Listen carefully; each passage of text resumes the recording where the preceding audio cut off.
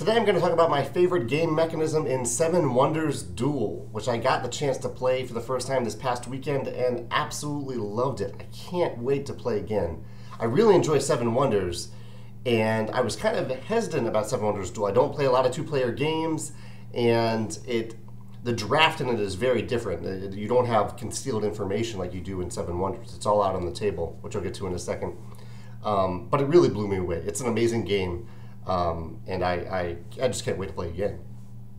It does a lot of really clever little things. There's a lot of clever interactions between the two players. There's like two ways to automatically win the game. Like you can automatically win if you get 6 of the research icons. You can automatically win if you get to a certain point on the military track.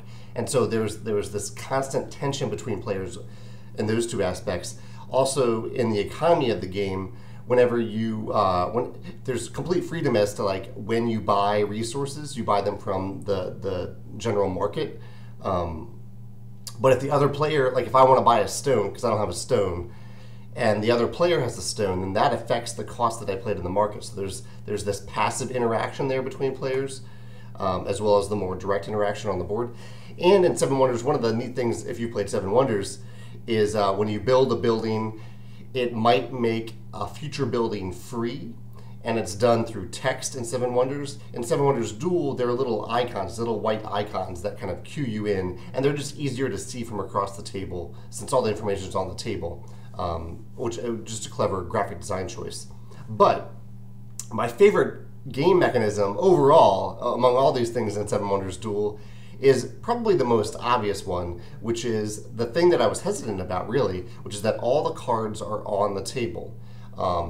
So for each of the drafting rounds, at the beginning of the round, you shuffle up all the cards for that era, and you put them on the table in a certain configuration. Some cards are face up, some are face down, and they're all overlapping with each other in a different configuration. I think that there's a pyramid, there's one that's kind of like an inverse pyramid, and there's one that more like a trapezoid, I believe, or maybe a hexagon.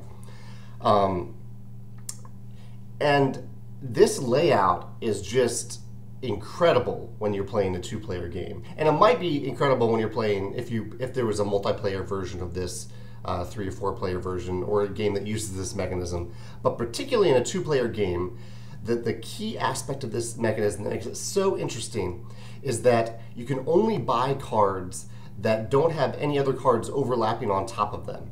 So at the beginning of each era, only the bottom row is available, because those are the only cards that don't have any other cards overlapping on top of them.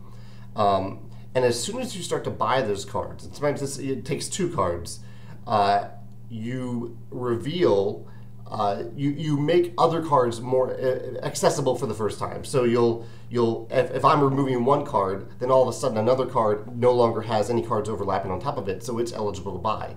Sometimes that card is face up, sometimes it's face down, so you don't know what you're exposing for the opposing player.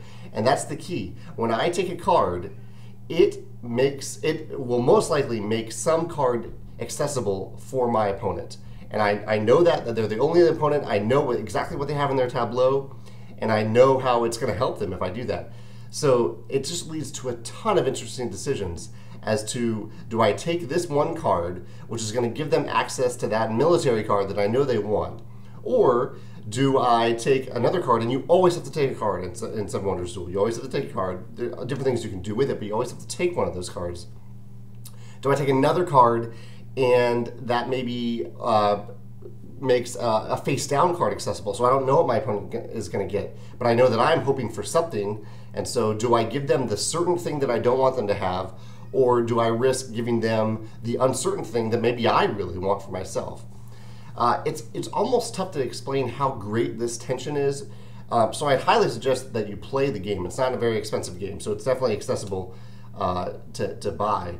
But that push and pull between the two players, every time you pick a card, you are helping your opponent in some way. You're doing something for them, and at times this also leads to moments of cleverness where you take a card knowing that it's the one that either your opponent really wanted, or it'll reveal one that your opponent doesn't really want, and it puts them in the hot seat of picking a card that gives you 2 good options. Maybe you only give them options that are good for you.